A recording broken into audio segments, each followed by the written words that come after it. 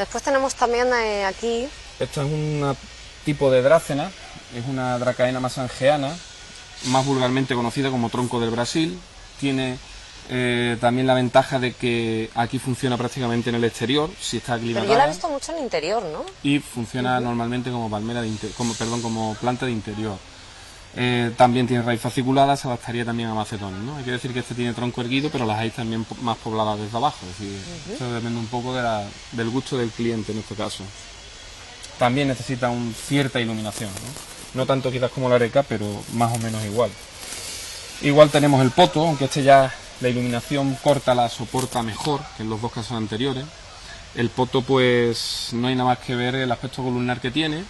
Si no tiene tutor, en este caso de fibra de coco, pues él intentará adosarse.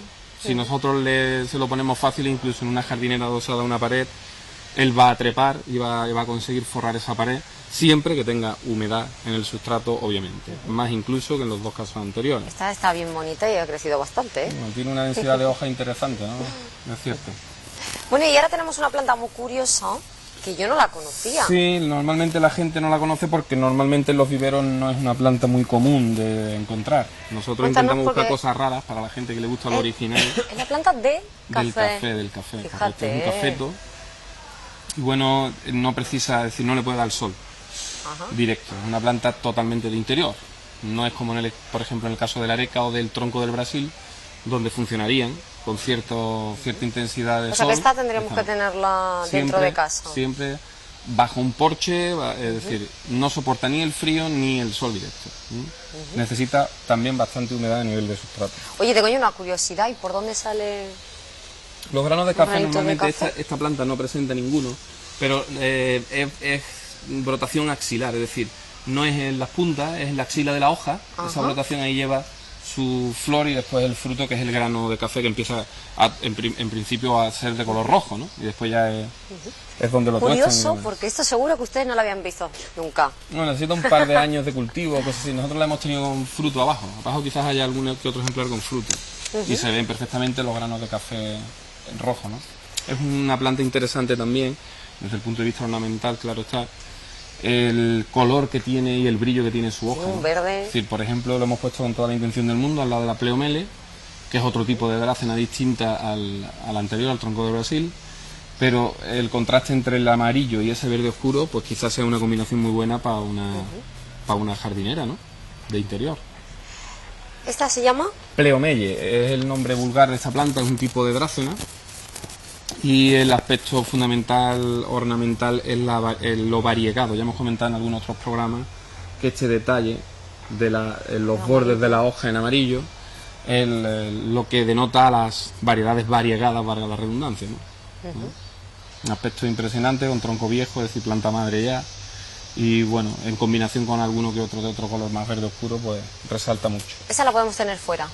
Es una planta que se adaptaría al exterior, ¿eh? No quizás muy brusco, pero sí en un portal donde recibiera iluminación. Vamos a quitarle el sol directo también, porque el problema que tienen este tipo de plantas con el sol directo es que al final empieza a quemar la hoja, empiezan las puntas a quemarse y después defolian, es decir, tiran la hoja. Entonces el sol directo lo vamos a rehuir, pero un sitio con claridad, una terraza, por ejemplo, esta planta se adaptaría perfectamente. Es más dura de lo que parece en principio, ¿no?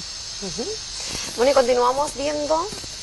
Continuamos con una Kentia, una jovea forteriana que es comúnmente conocida como Kentia, un ejemplar pequeño en este caso, hay ejemplares más grandes, y cuando ya son extremadamente grandes pues las tenéis en la calle. En vuestro jardín botánico, por ejemplo, de Torremolinos, hay un ejemplar impresionantemente con tronco de 4 o 5 metros, ¿no? Es una palmera de exterior, pero soporta los 0 grados, es decir, por debajo de esa temperatura la hoja empieza a quemarse y no le gusta mucho el frío, es una palmera tropical. Pero aquí estupendamente, porque 0 grados es muy raro. Es muy raro, es muy raro. Es muy raro. Esta mañana, por ejemplo, ha hecho tremendo frío y aquí en el hoyo del invernadero hemos registrado pues 4 grados, ¿no? Esta madrugada, pero que se restablece rápidamente a 12-13 en el momento de salir un poco el sol, ¿no? Y justo al lado tenemos una con un color más vivo, ¿no? Otra palmera que tiene un verde más oscuro. También hay que decir que no soporta el sol directo. En el caso de la Kentia, conforme se va aclimatando, sí.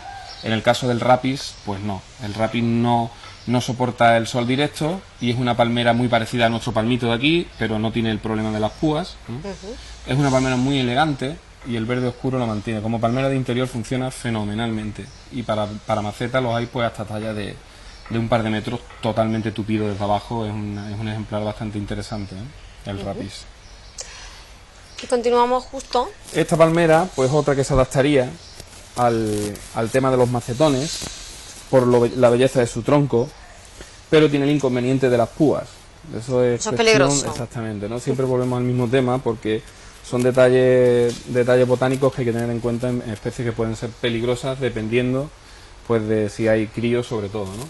Hay que decir que si es paso de alineación, una cosa interesante para el tema de los macetones quizás sea el marcar un ritmo.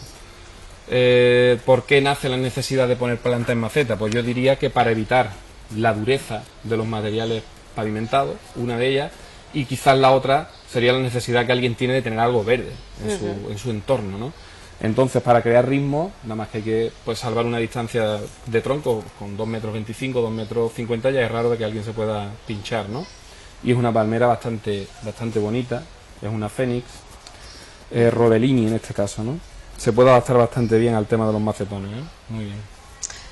Bueno, y aquí tenemos una en pequeñita, pero detrás justo tenemos un enorme. Su ejemplar en estado grande es una Iophorbe berchfeldi, comúnmente conocida como mascarena, es de la familia de la palma botella.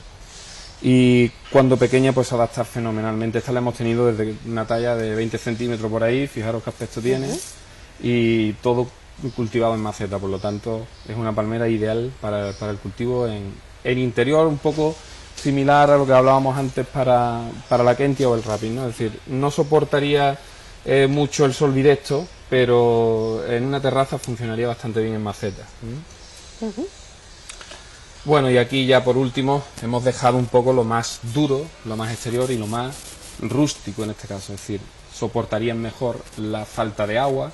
En los casos anteriores hay que decir que en cuanto a riego tienen que procurar una humedad mínima en el cepellón para que ese tipo de plantas funcione bien.